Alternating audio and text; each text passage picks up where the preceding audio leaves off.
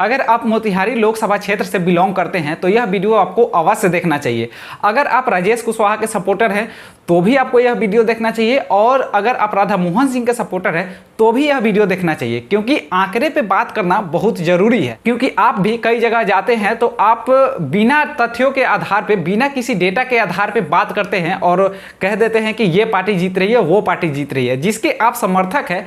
आप आंख बंद करके कह देते हैं कि यह, जैसे कि अगर आप राधा मोहन सिंह के सपोर्टर हैं तो आप कह देंगे कि राधा मोहन सिंह जीत रहे हैं, और अगर आप राजेश कुशवाहा के समर्थक हैं तो आप कहेंगे कि राजेश कुशवाहा जीत रहे हैं। लेकिन जीत कैसे रहे हैं उसका कोई समीकरण तो होगा, कोई तथ्य तो होगा जिसके बेसिस पे आप कह रहे हैं कि हमारा पार्टी जीत रहा है। तो सबसे पहले मैं आपको क्लियर कर देना चाहता हूं कि राधा मोहन सिंह मोतिहारी लोकसभा सीट से वर्स्ट केस में अगर उनको मतलब आप एकदम कंप्लीट हराने का सोच रहे हैं तो भी 1 लाख प्लस वोट से राधा मोहन सिंह मोतिहारी लोकसभा सीट से चुनाव जीत कर आएंगे। और यह हम कैसे कह रहे हैं यह वीडियो में आपको आगे पता चलेगा, इसलिए इस वीडियो को अंत तक देखिएगा ताकि आपको डेटा के आधार पे पता चले कि हम कैसे बता रहे हैं आपको कि ये पार्टी जीत रही है। वरना अगर आप यहीं से वीडियो को स्किप करके चले जाइएगा तो आपको समझ नहीं आएगा और आप भी गाली देना शुरू कर दीजिएगा कि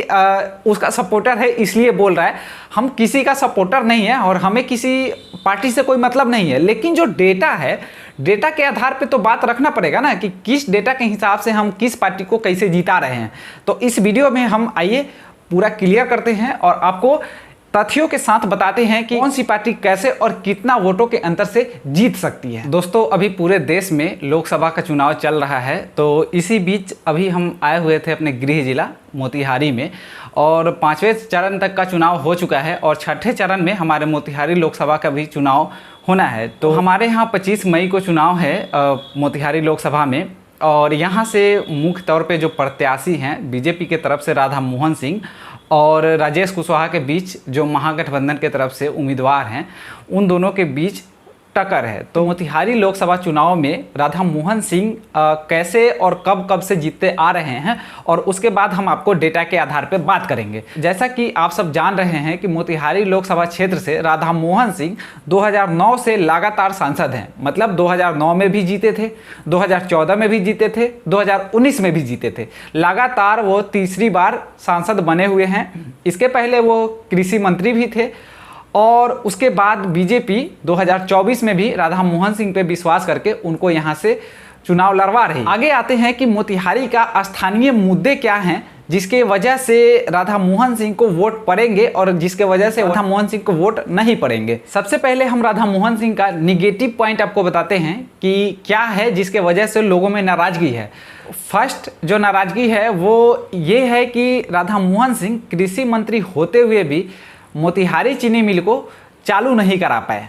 और मोतिहारी लोकसभा में जब प्रधानमंत्री मोदी 2014 में आए थे तो वो यहाँ से वादा करके गए थे कि हम मोतिहारी का चीनी मिल चालू कराएंगे, और अगर आप हमें जिता देते हैं तो जब हम अगली बार आएंगे तो मोतिहारी के चीनी मिल का चीनी से हम चाय पी करके जाएंगे। तो सबसे पहले जो नाराजगी है राधा मोहन सिंह से वो इस बात पे है कि राधा मोहन सिंह कृषि मंत्री रहते हुए भी चीनी मिल चालू नहीं करा पाए। दूसरा जो नाराजगी है वो रोजगार को लेकर के है कि राधा मोहन सिंह कभी भी सांसद में आवाज़ नहीं उठाते हैं और यहाँ रोजगार की समस्या है। तीसरा जो नाराजगी है वो ये है कि जैसे राधा मोहन सिंह भारत के कृषि मंत्री थे, फिर भी यहाँ कृषि के लिए कोई खास डेवलपमेंट नहीं हुआ है। ऐसा जो आम तौर पे जो लोग कहते हैं उनकी बातें हम आपको रख रहे हैं। उसके बाद कुछ स्थानीय मुद्दे हैं, लाइक कि अगर जैसे कहीं पे अगर रोड ख़राब है तो वो मुद्दे हो सकते हैं। जैसे कि चकिया में एक ओवर ब्रिज का निर्माण होना था जो पहली बार भी कहा गया था, लेकिन अभी तक उस पर कुछ काम नहीं हुआ है, तो ये एक मुद्दा है। तो ये चकिया का जैसे रीजनल मुद्दा है, वैसे ही मेसी का भी हो सकता है, फिर सुगौली का भी हो सकता है और पिपरा का भी हो सकता है। तो अलग अलग मुद्दे हो सकते हैं, लेकिन जो ओवरऑल मुद्दा है वो एक चीनी मिल का है और दूसरा रोजगार का है। आगे आते हैं कि राधा मोहन सिंह का जो प्लस पॉइंट है कि उन्होंने क्या किया है। सबसे पहले एक यहाँ पे सेंट्रल यूनिवर्सिटी दिया गया मोतिहारी को, और मोतिहारी को सेंट्रल यूनिवर्सिटी मिला, उसका एक एडवांटेज है राधा मोहन सिंह को। दूसरा एक कृषि विश्वविद्यालय भी खुला है पिपराकोठी में, वो भी एक प्लस पॉइंट है जो राधा मोहन सिंह के वजह से हो पाया है। थर्ड है मदर डेयरी का जो प्लांट लगा है मोतिहारी में। तो तीसरा ये है काम जो ब्रॉडर लेवल पे दिखता है, मतलब जो बड़े लेवल पे काम जो उनका दिखता है, वो ये 3-4 काम है जो दिख रहा है, जो मतलब सिर्फ राधा मोहन सिंह के वजह से हुआ है। बाद बाकी गवर्नमेंट की जो नीतियां हैं वो सब जगह चल रही है, तो उस पर हम नहीं कहेंगे कि लाइक कि शौचालय हो गया तो बिजली हो गया, ये सब मुद्दे अलग हैं, इस पे मैं बात नहीं कर रहा। मैं उस पर कहा हूँ कि जो राधा मोहन सिंह के वजह से जो हुआ है वो ये चीज़ें हैं। तो अब आंकड़ों पे बात कर लेते हैं और आंकड़े का गणित समझ लेते हैं थोड़ा कि किस तरह से वोटिंग होती है। तो सबसे पहले आपको बता दें कि मोतिहारी लोकसभा क्षेत्र में लगभग 17 लाख के करीब करीब वोटर हैं और 17 लाख वोटर में लगभग 60% के आसपास वोटिंग होती है, मतलब लगभग 10 लाख के अराउंड यहाँ पे वोटिंग होती है हर बारी, हर लोकसभा चुनाव में। तो मोदी वेव शुरू होता है 2014 में और 2014 में राधा मोहन सिंह यहाँ से बीजेपी के प्रत्याशी होते हैं और राधा मोहन सिंह के अगेंस्ट में महागठबंधन के तरफ से विनोद श्रीवास्तव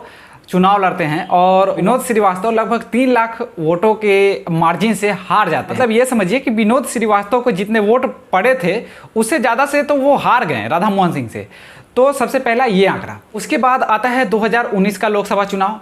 2019 में राधा मोहन सिंह के अगेंस्ट में फिर से महागठबंधन के उम्मीदवार होते हैं आकाश सिंह, जो अखिलेश सिंह के बेटे थे। 2004 में अखिलेश सिंह यहाँ से सांसद भी बने थे, उनके लड़के आकाश सिंह राधा मोहन सिंह के खिलाफ यहाँ से चुनाव लड़ते हैं और उनका भी वही हाल होता है। मतलब राधा मोहन सिंह फिर से इनको लगभग 6 लाख के करीब में वोट मिलता है और लगभग 2,87,000 के मार्जिन से ये आकाश सिंह को कम्पीट करते हैं और आकाश सिंह को फिर जितना वोट मिला था उससे ज़्यादा वोट से वो भी इस चुनाव को हार जाते हैं।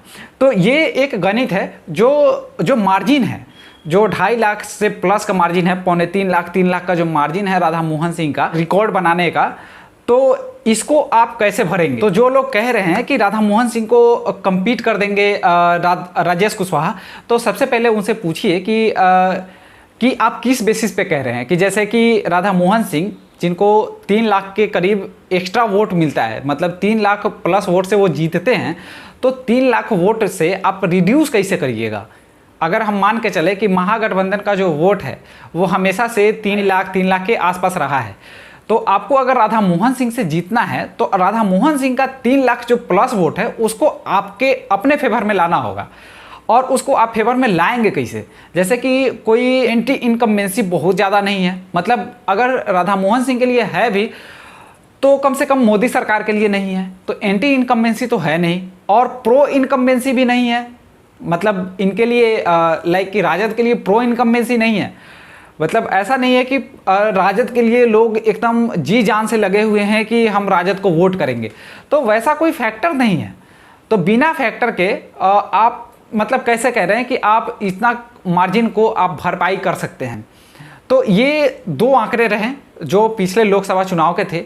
अगला जो आंकड़ा है वो थोड़ा जातिगत आधारित है, लाइक कि लोग कहते हैं कि यहाँ जाति के आधार पर चुनाव होते हैं बिहार में, हालांकि होते हर जगह पे हैं, लेकिन फिर भी आइए हम जाति के मुद्दे पे भी आपको बता देते हैं। सबसे पहले जाति का आंकड़ा आपको बताते हैं कि यादव और मुस्लिम मिला के यहाँ पे लगभग 1.5 लाख के करीब वोटर है और उसके बाद बात आती है कुशवाहा समाज की, तो कुशवाहा के भी लगभग आप मान के चलिए कि 1.5 लाख के करीब वोटर है। अगर तो 1.5 लाख और 1.5 लाख 3 लाख वोट होते हैं, प्लस आप और भी वोट गेन कर लीजिए इसमें। अगर आप 2 लाख भी वोट ऐड कर लेते हैं किसी और समाज का भी, तो मान के चलिए कि 5 लाख वोट होता है। 5 लाख वोट में पूरे के पूरे 5 लाख पड़ने वाले हैं नहीं, तो आपको जो वोट पड़ने वाला है उसमें आप गेन कैसे करेंगे? और दूसरे जातियों का भी वोट देख लेते हैं तो 2.5 लाख के करीब यहाँ भूमियार वोट है, वैश्य समाज का लगभग 3.5 लाख वोट है और राजपूत के भी लगभग यहाँ पे 1.5 लाख वोट है। तो आप मान के चलिए कि जो ऐसा माना जाता है कि जो फॉरवर्ड वोट है वो हमेशा बीजेपी का सपोर्ट करता है, तो एज यूजुअल फॉरवर्ड जो भी वोट होगा वो इजीली बीजेपी को ट्रांसफ़र हो जाएगा। तो ये जो आंकड़ा है मुझे कहीं से नहीं लगता है कि बीजेपी का जो वोट प्रतिशत है वो आरजेडी में ट्रांसफ़र हो जाएगा और ये ट्रांसफ़र होने का यहाँ पे कोई चांस नहीं है। आगे आपको एक और आंकड़ा बताते हैं जो पिछले विधानसभा का है।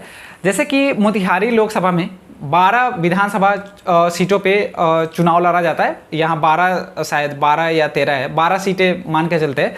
12 विधानसभा की सीटें हैं मोतिहारी लोकसभा में, और 12 में बीजेपी पिछली बार अकेले लड़ी थी, मतलब नीतीश कुमार के बगैर लड़ी थी। मतलब आरजेडी प्लस नीतीश कुमार एक साथ चुनाव लड़े थे, तो भी 2021 के विधानसभा चुनाव में बिहार में भले वो जीत गए हों, लेकिन मोतिहारी लोकसभा में जो 12 विधानसभा सीटें हैं उसमें से मात्र 3 सीटें जीत पाए थे। आप समझिए कि जब हर जगह तेजस्वी और नीतीश कुमार मिल करके सारी सीटें जीत रहे थे, उस समय भी बीजेपी अपने मोतिहारी में लगभग क्लीन स्वीप करती है, 12 में 9 सीटें जीत करके आती है।